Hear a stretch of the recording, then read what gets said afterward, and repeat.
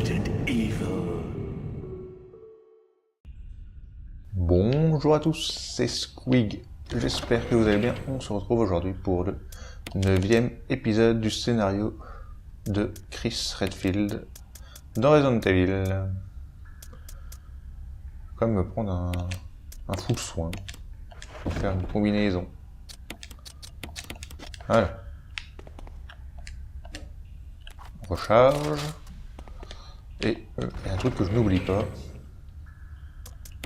Sinon j'ai l'air con. C'est les médaillons.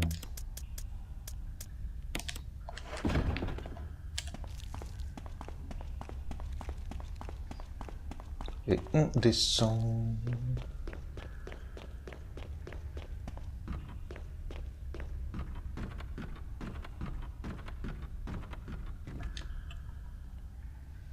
Ah, donc dans l'épisode précédent, on avait croisé Enrico Marini, qui prenait Chris pour le traite à la solde d'Umbrella.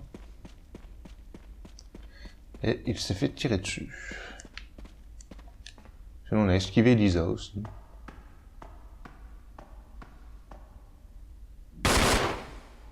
You're a bit of a mess up. Chris, take a piece of the action. Donc là, c'est un peu différent du coup. Parce que c'est Chris, c'est Wesker qui est ici.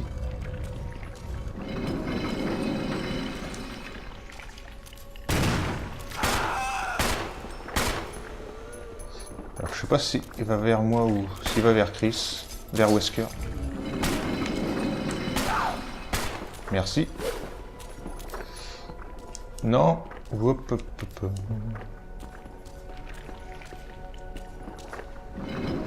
Voilà.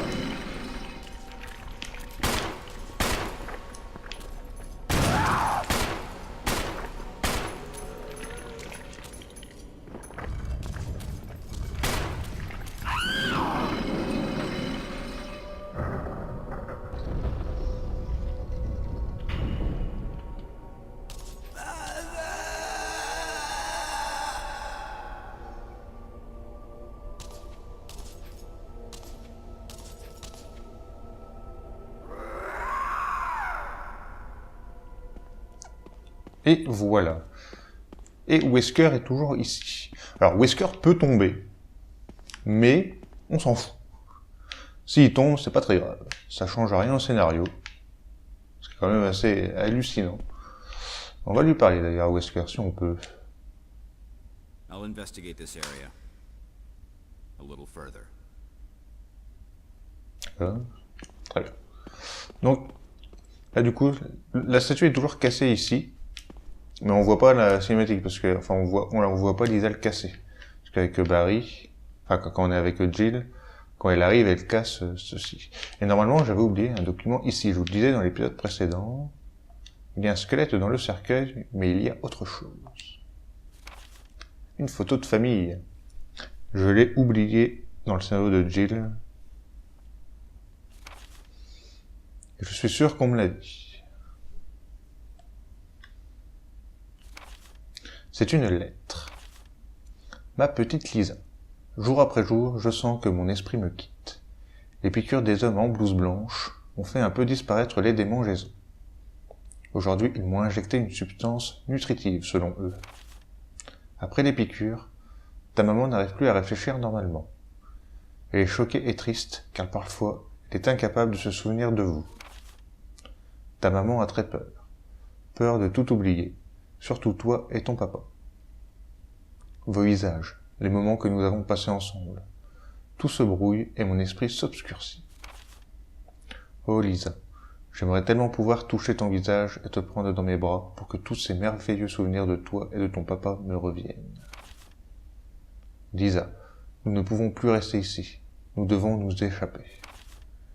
Écoute-moi Lisa, notre seule chance est de nous enfuir lorsque nous serons ensemble dans le laboratoire. Nous ferons semblant d'avoir perdu connaissance, et lorsque l'homme en blanc aura le dos tourné, nous tenterons le tout pour le tout. Lorsque nous serons sortis de là, nous chercherons papa ensemble. Tu as compris, ma chérie? Sois forte, Lisa. Le 13 novembre 1967. Jessica Trevor.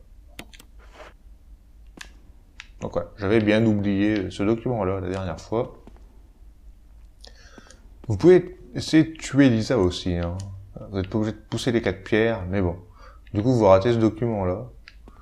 Et vous ratez cette scène avec Lisa qui prend le crâne de sa mère et se jette dans le vide. Parce qu'au final, c'est tout ce qu'elle veut, c'est être avec sa mère.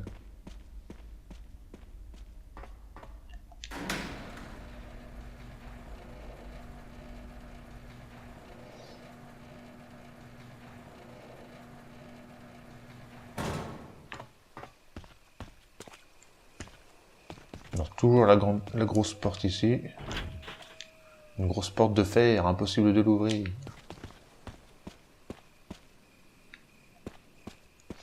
Alors ici, maillon de l'île l'Aigle, je crois.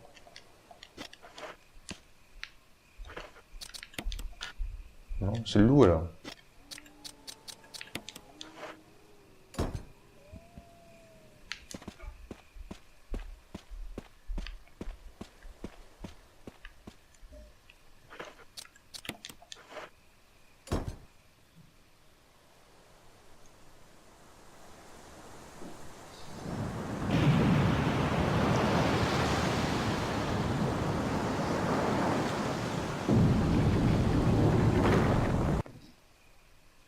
Je me demande si la position des médaillons n'est pas inversée entre Jill et Chris.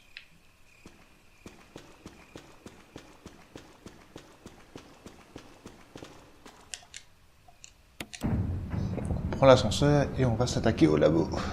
Dernière zone du jeu.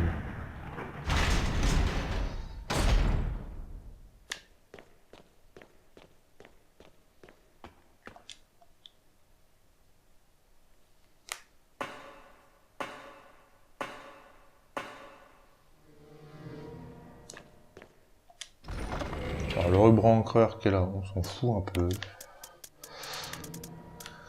On pose le full soin. On pose même le fusil. Et on prend aussi la gourde. Est-ce que je prends autre chose pour l'instant?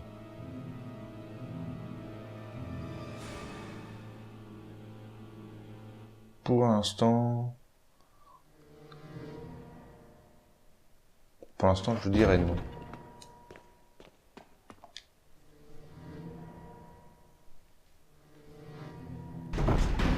Croyez-moi, je vais cramer du zombie, là.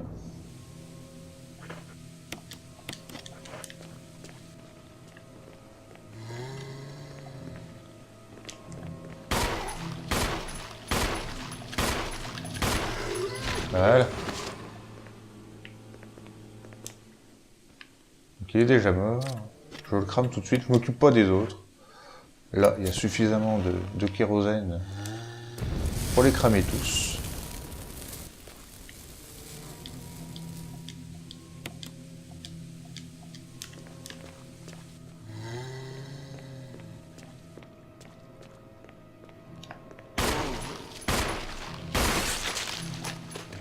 Et si en plus...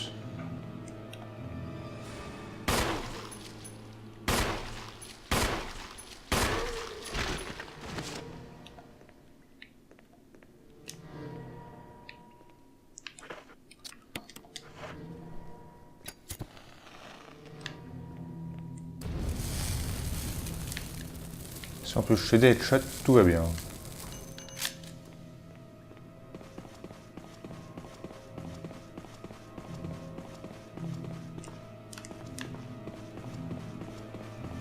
Step by step.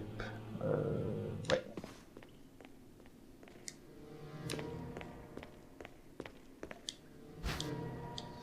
On prend ce disque mot là. J'aurais pu ne pas le prendre et prendre celui-là qui était dans mon coffre.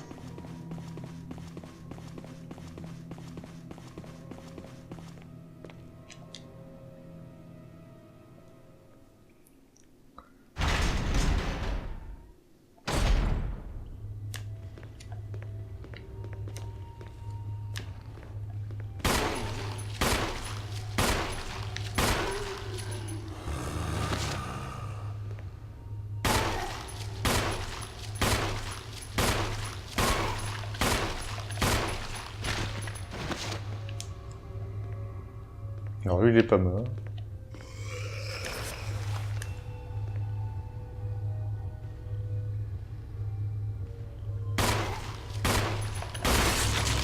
Bon, headshot en plus. C'est parfait.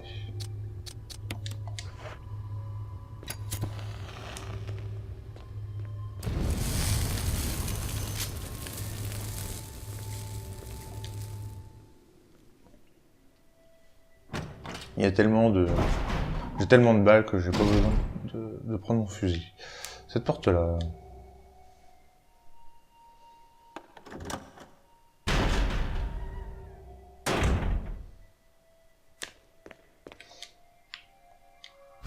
Hop.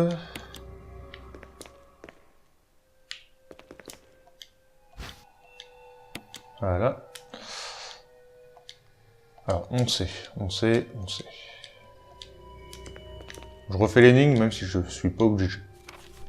Lettre du chercheur. Le 8 juin 98, ma chère Ada. Lorsque tu poseras les yeux sur cette lettre, je ne serai sans doute plus celui que tu connaissais. J'ai reçu le résultat de mes analyses aujourd'hui. Comme je m'y attendais, elles sont positives. J'ai l'impression de perdre la tête. Quand je pense à ce qui m'attend, je ferai n'importe quoi pour ne pas devenir comme eux. Pour autant que je sache, tu n'as pas été contaminé. J'espère que nous n'en arriverons pas là. Mais il s'avère que tu es la dernière survivante.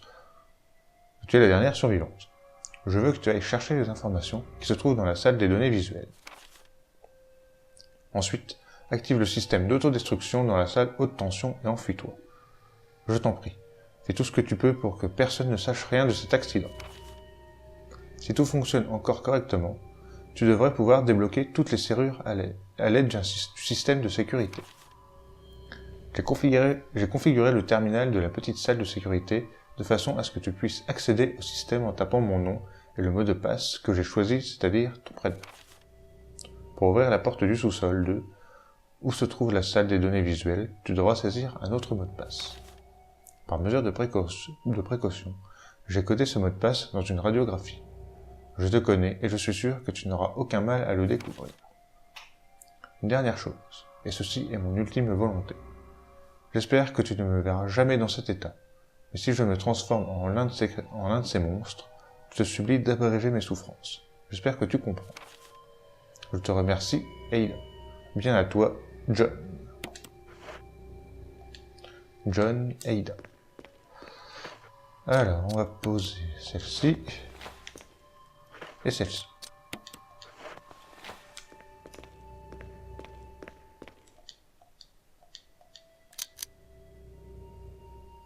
Une partie rougeoie, partie rougeoie, partie rougeoie et une partie rougeoie. Ouais. Donc, on sait que c'est celle.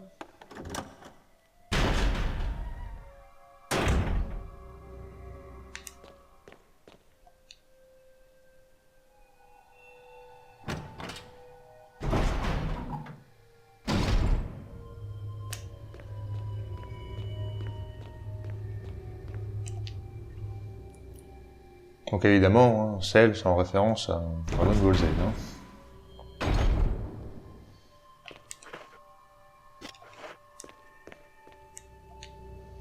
On prend les balles de Magnum. Pareil, il y a des trucs, je crois, mais... Trousse de premier secours, j'en ai pas spécialement besoin. Grenade aveuglante, j'en ai pas besoin. Substance chimique inconnue. Parce que je crois que c'est un spray encore de soin. C'est pas comme si je n'avais pas de soin sur moi. Donc jaune. Et Ada. Jaune.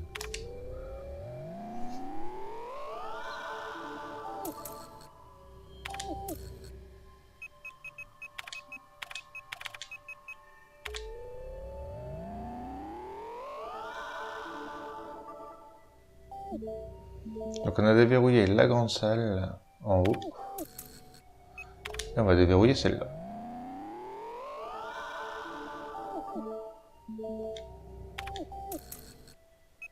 Et on peut s'arrêter.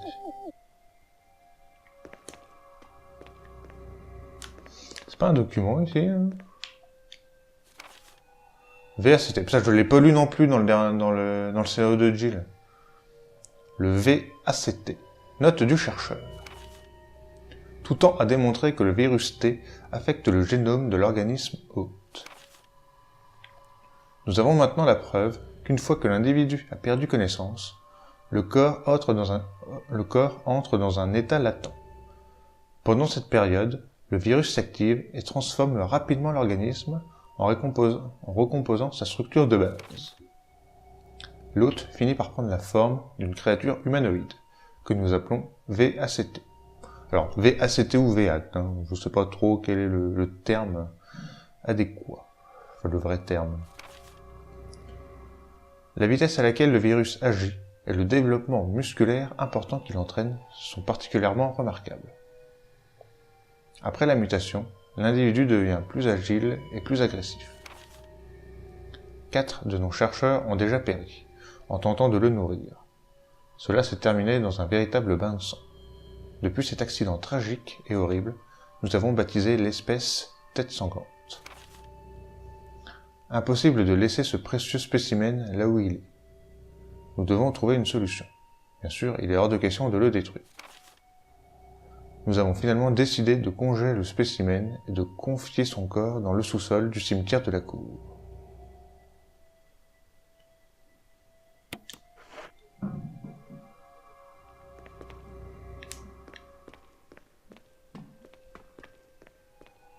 Donc il parle de George Trevor, hein, du coup.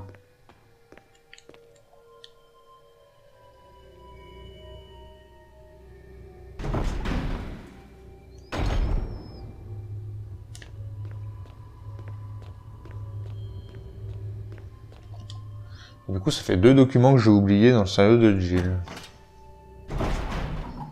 Heureusement que j'y pense dans celui-là.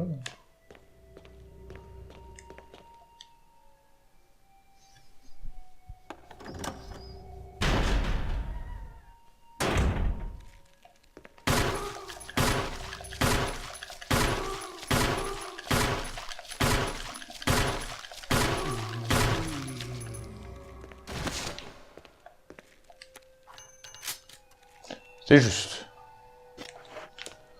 Hop, des balles de magnum. Je vais prendre ça. Le filtre à diapo. Des fioles triangulaires. Fax. Au service sanitaire à l'intention du directeur des services sanitaires du comité d'alerte de Raccoon. Ce rapport est strictement confidentiel et ne doit être lu que par la personne à qui il est adressé. Toute copie ou divulgation du contenu de ce fax à un tiers est strictement interdite par son expéditeur. Ce fax doit être détruit immédiatement après avoir été lu. Les dégâts entraînés par l'épidémie du virus T seront bien plus importants que ceux que nous avions initialement prévus. Nous portons donc les faits suivants à votre attention. Premièrement, plus de la moitié des chercheurs ont été infectés par le virus T et sont morts. De plus, la quasi-totalité des survivants commencent à manifester des symptômes de l'infection. Deuxièmement, notre équipe secrète de sécurité a été totalement anéantie. Par conséquent, nos recherches ultra-secrètes risquent d'être dévoilées au grand jour. Nous vous demandons d'agir immédiatement avant que les médias ne s'arrachent l'affaire. Troisièmement, il y a de grandes chances pour que la plupart des spécimens errent en liberté dans le complexe. On peut s'attendre à une augmentation du nombre de victimes. Bien que la mort de ces personnes soit très regrettable, ces événements confirment le succès de nos recherches. Il nous faut agir sans attendre pour que les résultats de nos recherches ne soient pas divulgués au grand public. Nous pensons que la première intervention officielle sera le fait de la police d'État et des Stars. Nous vous recommandons fortement de prendre dès maintenant les mesures nécessaires les concernant. Bon, il y a des morts, mais bon, au moins on a réussi l'expérience. C'est tout ce qui compte.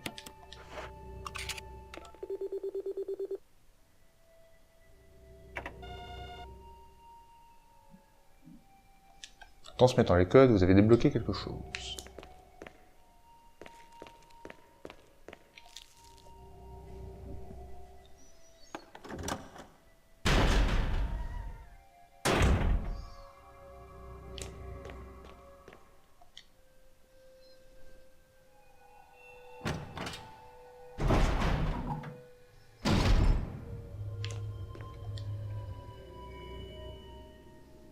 Donc au final, c'est vraiment parce que j'ai pris moins de soins que... et moins de ruban que je n'ai pas trop fait d'aller-retour au final. On va dire que j'ai géré l'inventaire en conséquence. Parce que je sais qu'il y a du soin un peu partout, qu'il y a des rubans un peu partout, donc au final, j'ai pas pris ce qui était useless. Qu'est-ce qu'il y a quoi? Un disque mou. Un disque mou. Ah bah c'est parfait. Le troisième disque mou est là.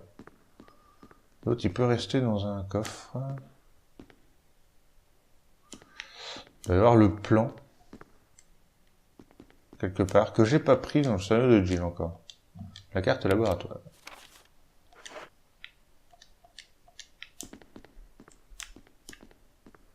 Il y a un spray, on laisse. On insère directement le filtre à diapo. Du matériel publicitaire pour les armes biologiques de Umbrella. MA39, le Cerberus. F103, Neptune. MA121, le Hunter. T002, le Tyran. Et là, les chercheurs. Alors, on peut supposer qu'il y a Martin Crackhorn, Henry Sarton et John Tolman. La seule personne qu'on ne connaît pas trop, bah, c'est la fille. Il n'y a pas de document à son nom. Groupe de recherche sur les armes biologiques. Équipe de développement. 84-62. Parce que dans le roman... Alors dans les romans, il y a plus de... je vous en avais parlé.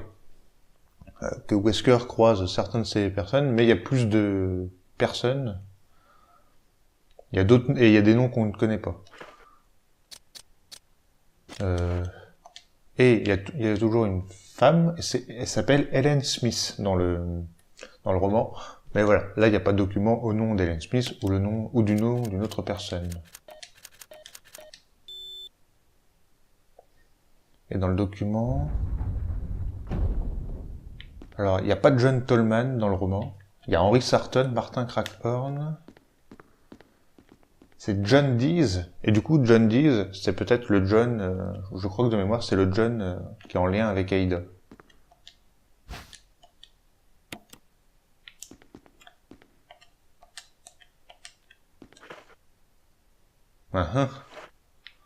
J'ai pas la clé, je peux pas prendre la clé du coup.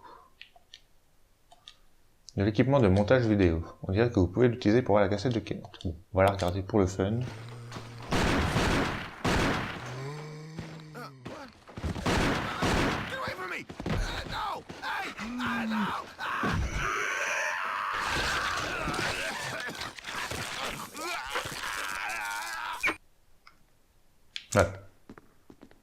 Ouais. Du coup, je dois faire un aller-retour. J'aurais pas dû prendre les munitions.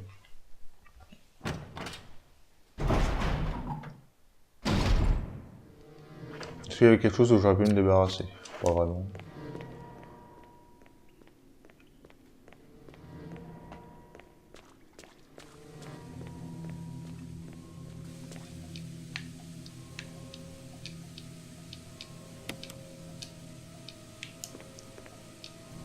Bon, surtout que j'ai plus besoin de kérosène. Donc je peux virer la gourde.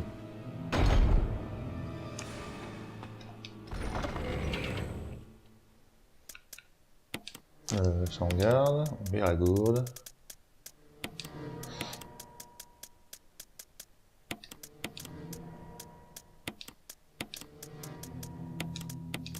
Il y a peut-être un chargeur de plus de Magnum.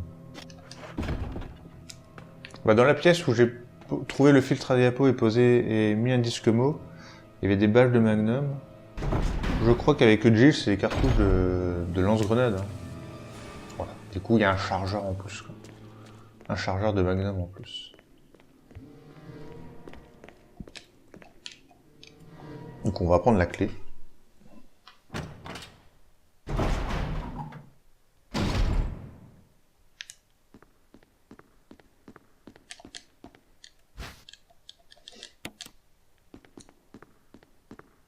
La clé du laboratoire. Quand on l'examine, ça fait quoi? Enfin, ça dit quoi dessus? Rien d'inhabituel. Elle porte un symbole d'électricité. Les zones haute tension.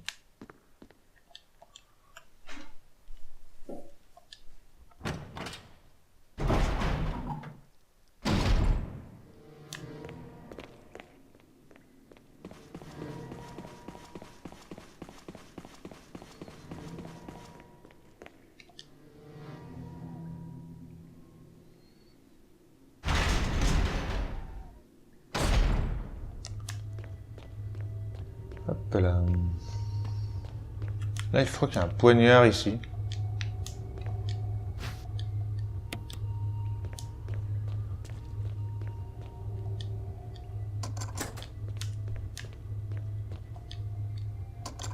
Voilà, plus besoin de la clé. On peut l'acheter.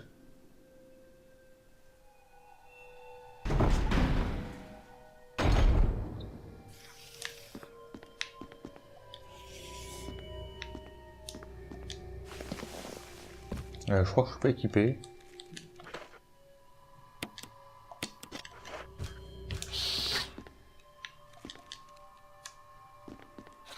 Il est où ce con?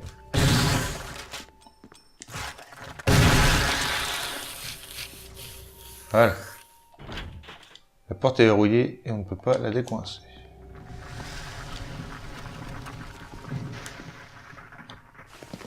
On va aller ici. Dans cette petite pièce.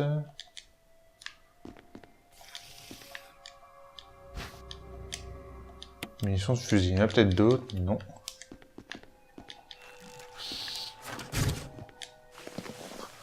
Bon, il atterrit de l'autre côté, donc ça va.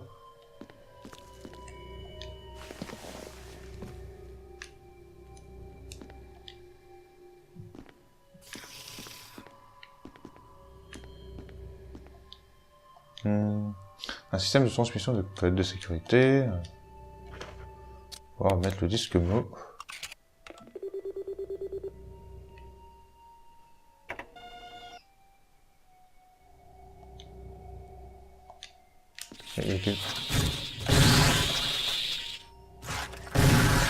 Voilà.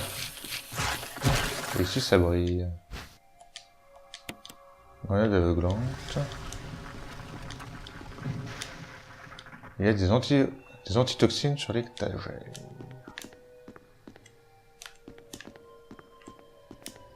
Ça brille aussi ici, non? Non, ça... rien qui brille.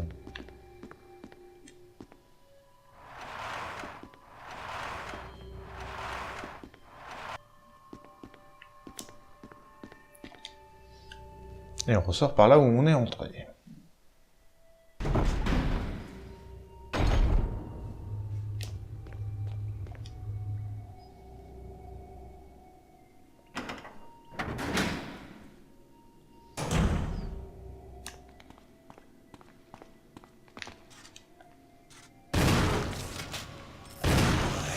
Voilà.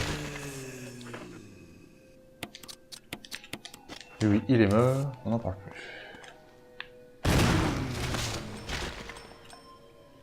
Lui, il est mort aussi, on n'en parle plus non plus.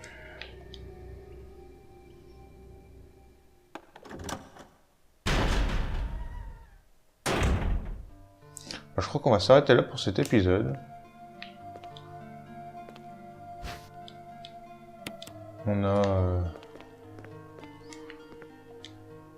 On a bien avancé, je prends les rubans, mais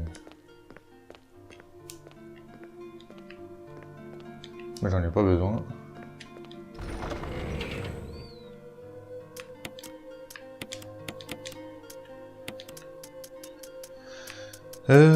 J'ai besoin de quoi? Du disque mot.